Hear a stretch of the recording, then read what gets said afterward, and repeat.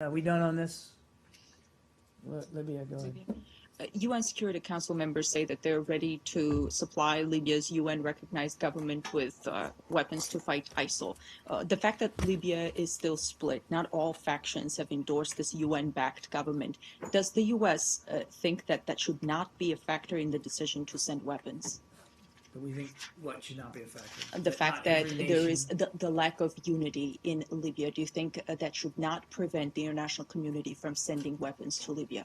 I think what the Secretary said is that we recognize the Government of National Accord, so does the international community, that there is a process written in to the UN Security Council resolutions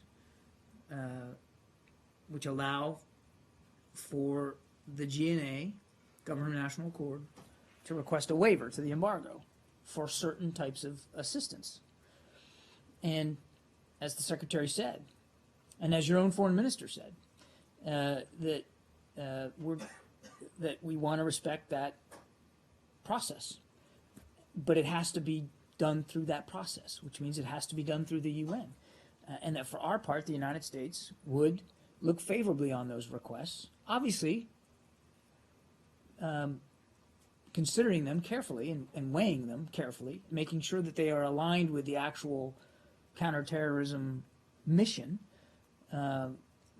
in Libya and the threat that's posed by terrorism in Libya. So I'm not sure I don't know if I'm totally answering your question here, but I guess what I'd say is there's a process here, and the Secretary wants that process to be observed and respected. He also wants that process to be used effectively to try to deal with these waiver requests appropriately, given the very real threat that's there in Libya. Is the lack of unity in Libya a concern for the United States when deciding whether or not to send weapons to Libya? It is a concern for the United States on its face. And again, I'd point you back to what the Secretary said the other day, that this is a moment for all Libyans to come together and to support the Government of National Accord.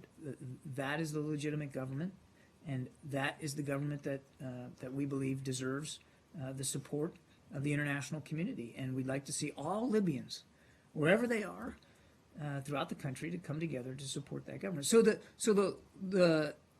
is it a concern, the lack of consensus there? Obviously it is, and we want. With regard to the decision to send arms. But the decision to, and remember, it's not just about sending arms. It's about perhaps even a training component. So let's not get too fixated on just arms. First of all, there has been no request from the GNA to date, not that I'm aware of anyway. No specific requests, and if you're asking, is the fact that there's discord in the country, is that going to affect the decisions about whether training and assistance is provided? What I would tell you is what's going to affect the decisions about whatever training and assistance is provided is going to be the degree to which those requests are vetted and approved by the international community, by the UN, and the degree to which they align with the legitimate counterterrorism needs inside Libya. Those are the factors that will weigh most heavily in there. Separate and distinct from that, obviously, we want to see all Libyans everywhere. Now's the time for all Libyans everywhere to come together.